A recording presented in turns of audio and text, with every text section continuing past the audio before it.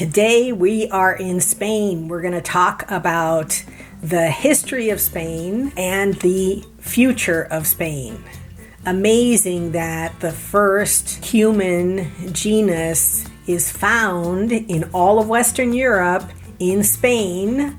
The remains, so we know that at least as of today, the first humanoids were in Spain before they went up to the rest of Europe 1.4 million years ago. And as a child, I had the privilege of going to the Cuevas de Altamira, the caves of Altamira, and the amazing cave drawings there, the color and the depth and the representation of the animals was just breathtaking. So just to understand how many millennia, millions of years, the humanoids have been in the Iberian Peninsula is fascinating. But that's not what we're going to focus on today. We're going to talk a little bit about the history of Spain and the current Reconquista, the reconquest. But first, this is Latina Literati.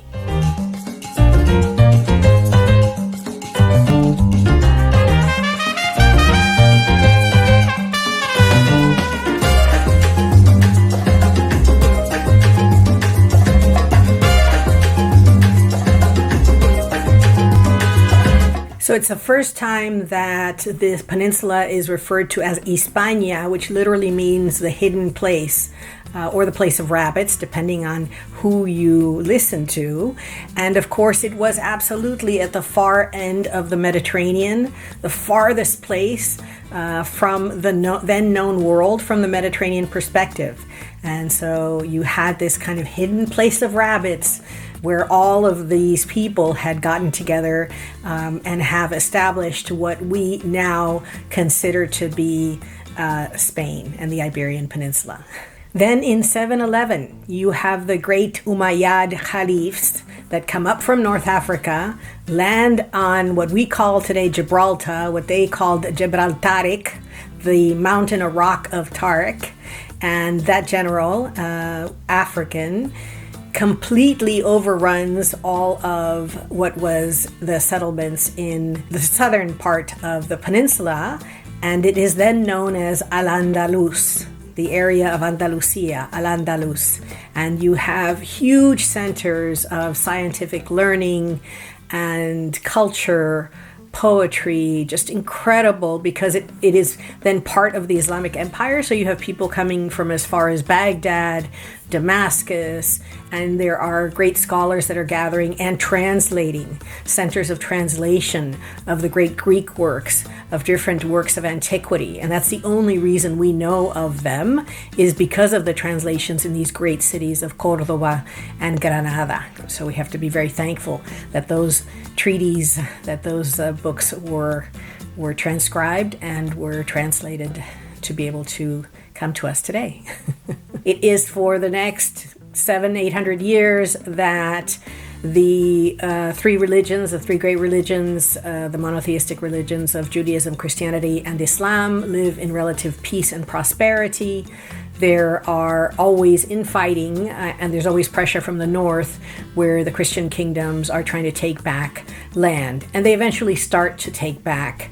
León and Navarra are the first, but they slowly, after 700 years of being part of the Islamic Empire, the Iberian Peninsula, that Reconquista, the term that was used by the Christian kings and queens then, La Reconquista, they start to reconquer the Islamic part of the peninsula. La Reconquista continues, and of course the culmination is the taking of the last bastion in Andalusia, the Caliphate of Granada in 1492.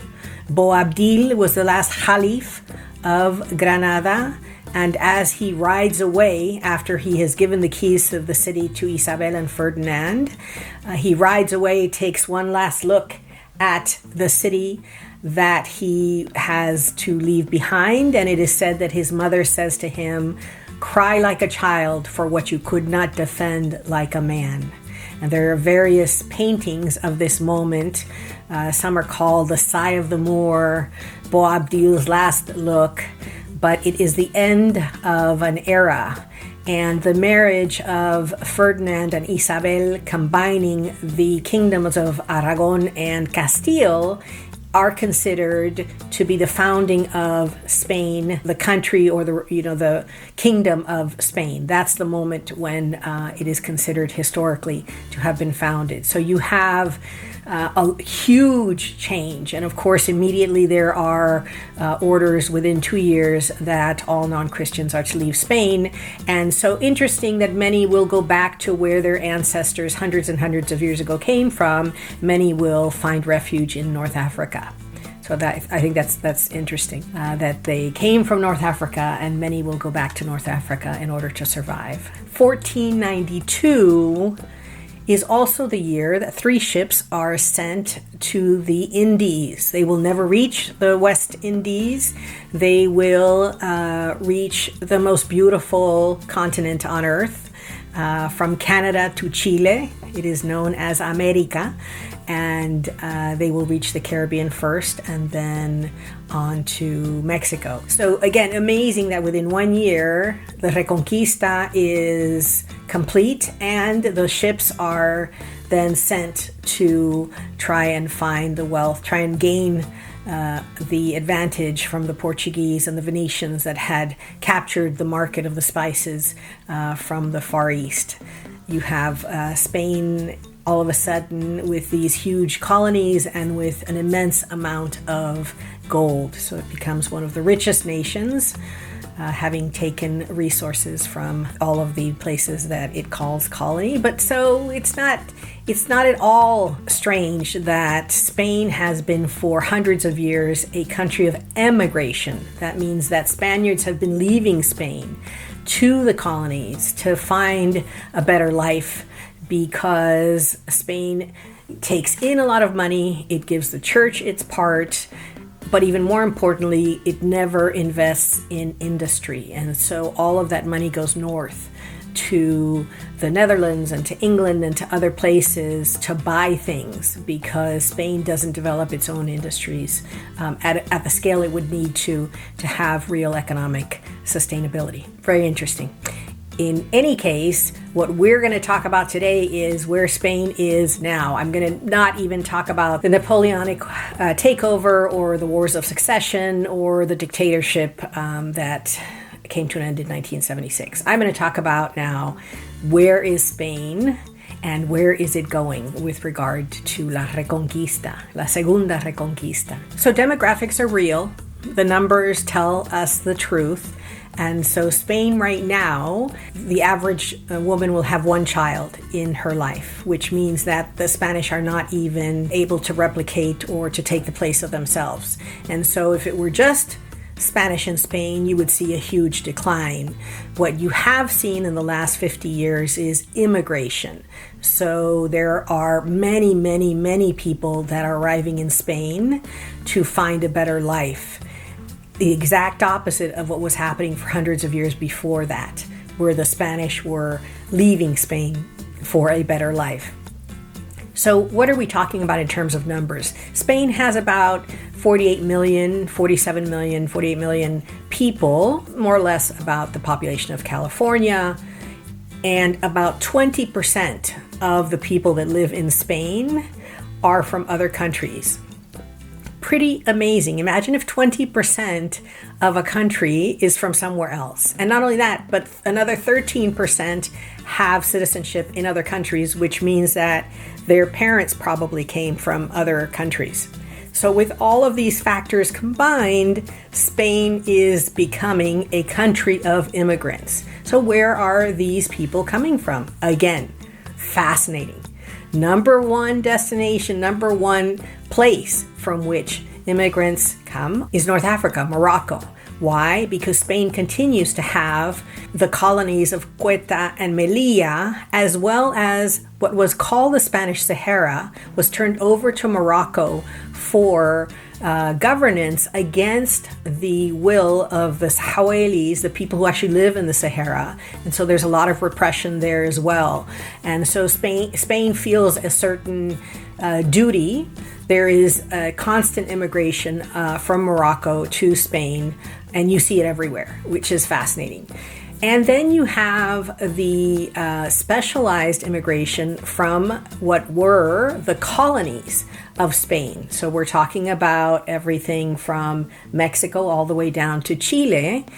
There were new rules put in place that gave all of us something called derecho de sangre, the right of blood. So if you can prove that one of your grandparents had the right to Spanish, or rather one of your great-grandparents had the right to Spanish citizenship, you can file the documents and again check with your local Spanish embassy or consulate for the application process, but you have a right to ask for Spanish citizenship. And that's interesting, but it's even more interesting because that gives you European Community citizenship, which is even more interesting, which means you can live and or work anywhere in the European Community as a member.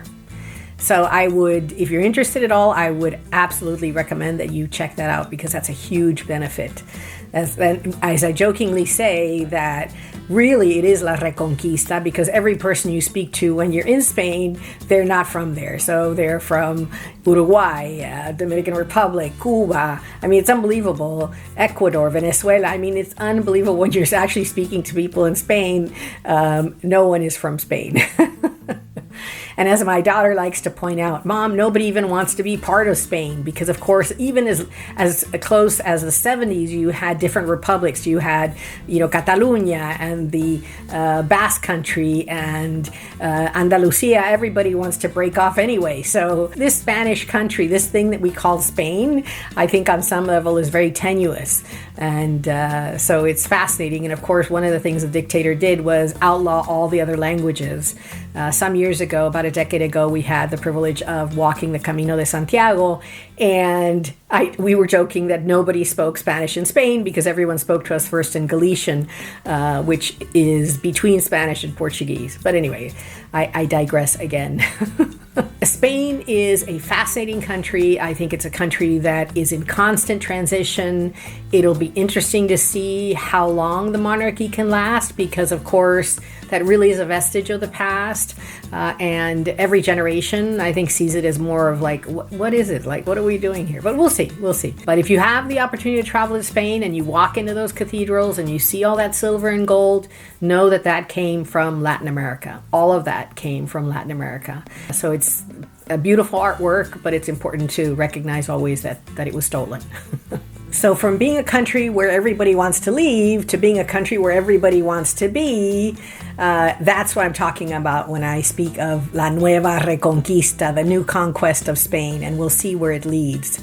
But it's a place that is on the move. You can feel it. You can feel the energy, and you can feel that things are changing.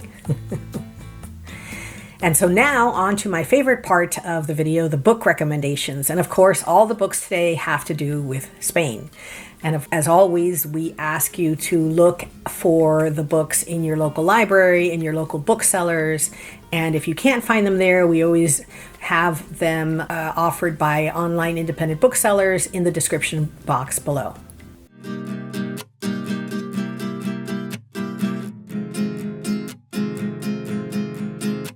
As some people jokingly say, when you're living in Europe, you're an expat. When you try and immigrate to the United States, you're an immigrant, right? So the first book is an expat or immigrant, and it is called Driving Over Lemons, An Optimist in Andalusia.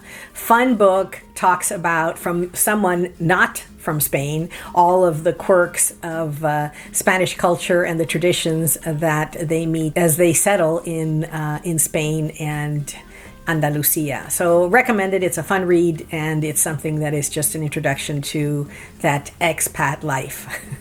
I think I may have recommended this book before. It's called Homage to Catalonia by George Orwell, of course, the famous author. It's not a new book. It was written 100 years ago, but it's still absolutely right on because it gives you an important historical context of the Civil War of Spain.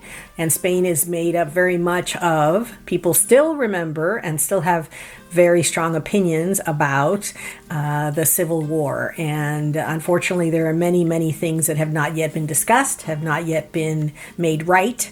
And George Orwell, in this Homage to Catalonia, is a book that gives you that insight, and it's really important. It's historical insight that's important if you're interested in Spanish history or maybe thinking of moving there.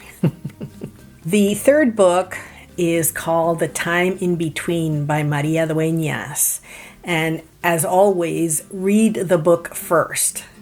There was a whole series called El Tiempo Entre Costuras, The Time in Between, and the book is fabulous. The series is fabulous. It's all amazing, and it takes place during the Second World War, where a woman from Madrid is taken advantage of, and she flees to North Africa and rebuilds her life and joins the resistance. I'm not going to tell you more, but it's a wonderful story with a great heroine and just wonderful, wonderful characters. Thoroughly enjoyed it. Highly recommend it. All of these books are good, but this one is classic Spanish intrigue and history. So it's a great book to read.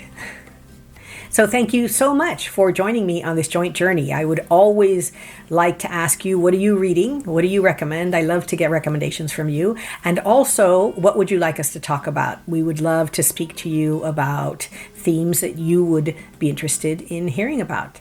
So thank you, and please subscribe if you haven't subscribed to Latina Literati. We're really close to 1,000 subscribers, so would love to get there soon. Thank you so much. Con mucho cariño, mucho salud, mucho amor. Gracias.